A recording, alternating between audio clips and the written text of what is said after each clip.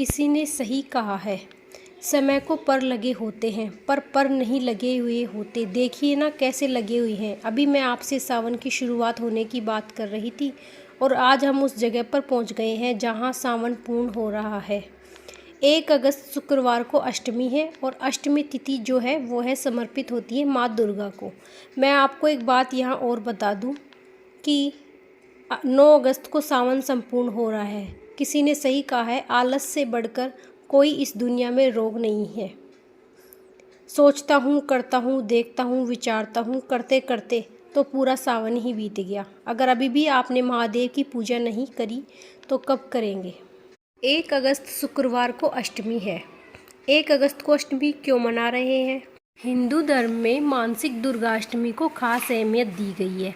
हर महीने के शुक्ल पक्ष को जो है उसे दुर्गाष्टमी के रूप में हम मनाते हैं और दुर्गाष्टमी का व्रत देवी दुर्गा के लिए किया जाता है। इस दिन भक्त देवी दुर्गा की आराधना करते हैं और दुर्गाष्टमी के दिन जो लोग माँ दुर्गा की पूजा करते हैं, माँ उन पर अपनी विशेष कृपा बनाए रखती है। मैं आपको बता दूं कि अगस्त में 2 बार कब कब अष्टमी है। 1 अगस्त 2025 को स्वर्ण मास में श्रावण का महीना है, शुक्ल पक्ष की अष्टमी तिथि है। यह तिथि है शुक्रवार को और क्योंकि अष्टमी शुक्रवार को पड़ गई तो माँ लक्ष्मी का सहयोग भी मिल गया।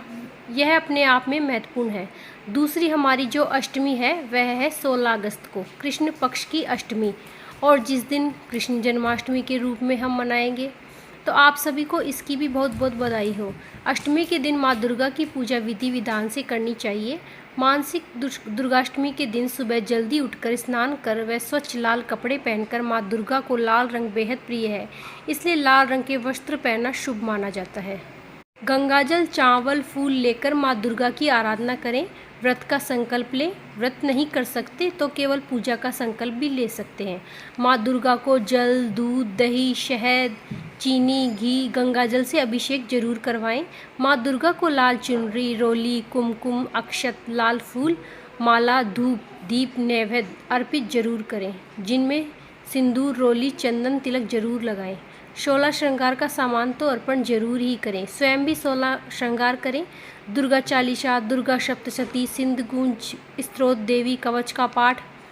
दुर्गाष्टमी पर हवन करना बहुत शुभ होता है, इसलिए इस दिन हवन विशेष रूप से किया भी जाता है। आखिर में माँ दुर्गा की आरती करी जाती है, माँ के भजन गाए जाते हैं। अगर हो सके तो इस दिन हवन जरूर करें। हवन कुंड तैयार करें। हवन में घी, तिल, गूगल, लोबान, अन्य हवन सामग्री का प्रयोग करें। माँ दुर्गा के मंत्रों के साथ जाप करते हुए हवन भी करें। हवन के बाद माँ दुर्गा की आरती करें। हवन का धार्मिक महत्व है। हवन करने से घर में सकारात्मक ऊर्जा आती है, नकारात्मक ऊर्जा बाहर भागती है। हवन करने से वातावरण शुद्ध होता है। हवन करने से दुर्गा की कृपा बनती है।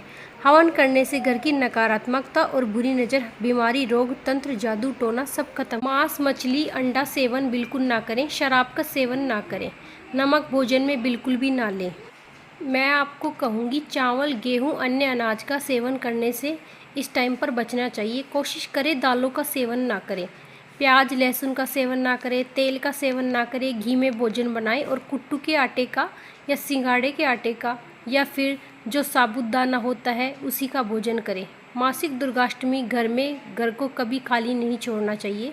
माँ को फूलों से सजा। कहते हैं ना कि मैं लाई हूँ दाने अनार के, मेरी मैया को 9 दिन बहार के। माँ को अनार का भोग जरूर लगाएं। मासिक दुर्गाष्टमी में सुबह शाम कुछ न खाकर अगर संभव हो तो फल और दूध पर यह व्रत रख लें। शाम में विधि विधान से माँ दुर्गा की पूजा करें। दुर्गा सप्तशती का पाठ करें। सूर्यास्त के बाद व्रत समाप्त होगा और फिर व्रत खोल भी सकते हैं।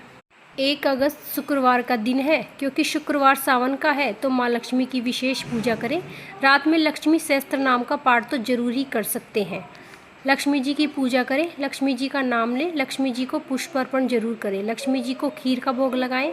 चावल की खीर का भोग न लगाकर मखाने की, ड्राई फ्रूट की खीर का भी भोग लगा सकते हैं। अगर आप किसी वजह से व्रत नहीं रख पा रहे हैं तो जो माँ लक्ष्मी को समर्पित पाठ होते हैं वो आप ज़रूर कर सकते हैं। अगर आपको हमारी ये जानकारी अच्छी लगी हो तो चैनल को लाइक, सब्सक्राइब, कमेंट में जय माता दी जरूर लिखिए।